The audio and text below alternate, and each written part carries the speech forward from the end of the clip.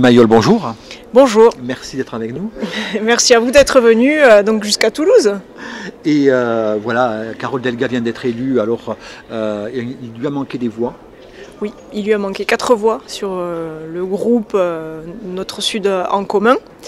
Donc je pense qu'il doit s'agir de ceux qui avaient signé hier un communiqué de presse. Vous avez dû avoir écho ou l'avoir peut-être reçu. Donc c'est le parti de gauche certainement qui s'est abstenu sur le vote de cette élection. Bon voilà, donc leurs revendications sont des problématiques de politique nationale, notamment sur le... En fait, ils ont demandé à Carole Delga d'anticiper son vote sur le texte de loi concernant l'état d'urgence, et notamment la déchéance de nationalité. Je crois qu'ils n'ont pas bien compris le sens du vote des habitants de Languedoc-Roussillon, Midi-Pyrénées, les 6 et 13 décembre, qui nous demandaient d'arrêter de faire de la politique partisane et de faire des vraies propositions. Bon voilà, c'est un choix, c'est une posture politique. Ils sont libres de leur vote, mais je pense que c'est pas un bon signe qu'ils envoient à nos électeurs. Alors à travers vous, la Lozère a pris une vice-présidence ? Oui. Tout à fait. Donc une vice-présidence à la ruralité et à la montagne. Donc pour la Lozère, on est assez dans le thème. Pour moi c'est une fierté, une reconnaissance, mais pas pour moi personnellement, mais pour la Lozère, pour le département de la Lozère. Une fierté parce que c'est la preuve que Carole Delga a compris la spécificité lozérienne, et une satisfaction parce que avec les personnes qui ont fait campagne avec nous, donc avec Jean-Pierre Barrère, avec Alain Bertrand, avec Sophie Pantel, ça fait un moment qu'on fait des propositions. On a proposé à Carole Delga un pacte sur la ruralité qui avait été adopté à Saint-Germain-du-Teil, et donc du coup je suis très contente d'avoir la charge de mettre en œuvre ce pacte sur lequel on a beaucoup bossé, et puis également d'avoir le gros chantier de la mise en place du Parlement de la montagne. Donc je l'ai expliqué aux Lozériens pendant la campagne, le Parlement de la montagne, l'idée c'est de percevoir la montagne comme un outil aussi de développement, et pas seulement, souvent on dit il faut préserver nos territoires, certes il faut faire de la préservation de nos ressources, mais ça peut être aussi un lieu vivant et un lieu de développement d'activité, un lieu de création d'emplois, de richesse, parce que quand on parle de richesse, on ne va pas implanter des usines sur le Mont Lozère, hein, mais on peut créer une autre forme d'économie dans nos départements ruraux de montagne, et donc je suis ravie d'avoir cette charge. Et donc Carole Delga a annoncé dans la presse hier que il devrait être mis en place à la fin 2016, donc c'est un boulot que je vais commencer demain. Et c'est très bien que la Lozère ait le Parlement de la montagne, parce que vous le savez, maintenant dans notre nouvelle région on a les Pyrénées, donc on aurait pu penser que le vice-président de l'Ariège soit en charge de la montagne. Là on a associé les deux, et je pense que c'est complémentaire pour la Lozère, c'est important vu nos altitudes. Alors pour en revenir à la vieille antienne, parce que pour faire le Parlement de la montagne, il faut venir jusqu'à chez nous, et donc cette RN 88 que nous avons testée ce matin, il reste encore une petite marge d'amélioration, non ? Ouais, ça déjà la dernière fois on en a parlé. Hein. Quand vous m'avez interrogé sur les gros dossiers qui restent, ça reste de mise. Qui restent, pour moi c'est un des dossiers prioritaires. Après voilà, il faut pas mentir aux Lozériens. Hein. Moi je suis pas un super héros. Certes, je vais m'investir à 100% dans ce mandat, mais c'est un chantier de longue haleine qu'il faudra mener sur mon mandat, et certainement celui d'après. Mais je suis déterminée à parler de la RN 88, et j'ai des collègues dans l'Aveyron qui en feront tout autant, donc il faut qu'on la joue groupée et qu'on puisse aboutir sur ce dossier à des engagements financiers tout au long de mon mandat et à travers les différents contrats de plan État-région.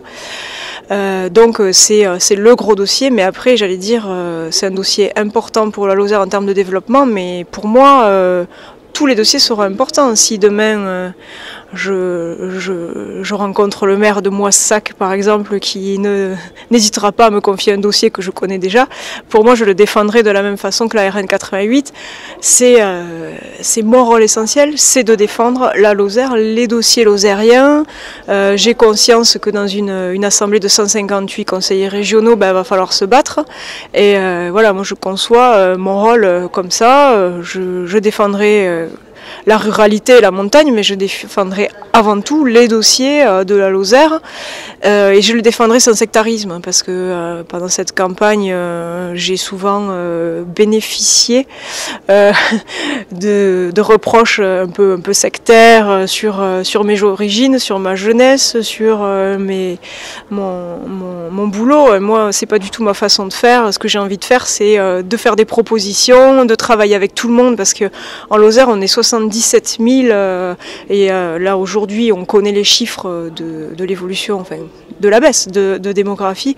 Il faut qu'on soit unis, parce que si on ne travaille pas tous ensemble sur tous les dossiers lozériens, on n'y arrivera pas. On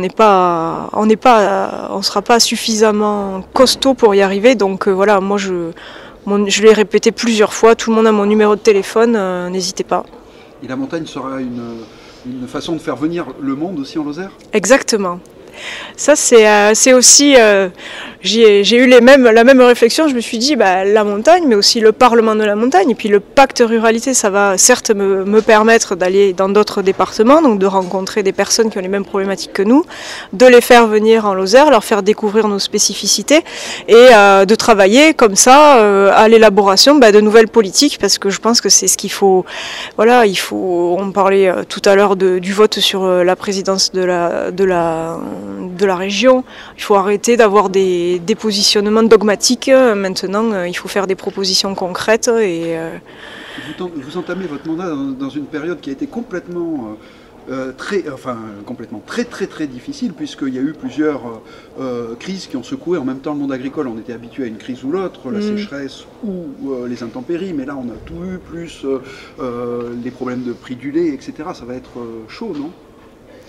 Il y a des vraies problématiques derrière, donc ça va pas être chaud au sens de, j'allais dire, on va pas se faire taper dessus par les syndicats, peut-être, mais je veux dire, il y a des vrais, ouais, on est là aussi pour trouver des solutions. Il y a des vraies problématiques derrière. Alors il y a des solutions qui sont à notre niveau, c'est-à-dire au niveau de la région, sur certaines aides qui peuvent être accordées, certaines politiques qui peuvent être développées. Le président de la FDSEA de la Lozère, la dernière fois, me disait il faut que les Lozériens mangent lozérien, les Français mangent français, et les habitants de notre grande région mangent Languedoc-Roussillon, Midi-Pyrénéen. Ça, c'est une politique qu'on peut développer, je pense, beaucoup plus.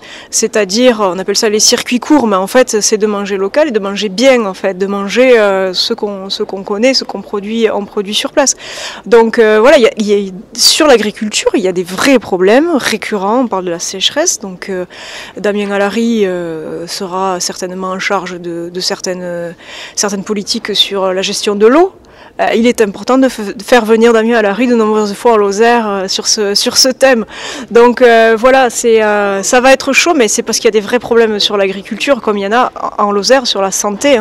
J'ai profité de la séance d'aujourd'hui, puisque nous sommes tous réunis, pour toper le conseiller régional en charge des problématiques de santé, et qui viendra en Lozère pour voir comment on peut justement expérimenter certaines politiques en Lozère, qui seront après déployés sur l'ensemble de la région si ça fonctionne.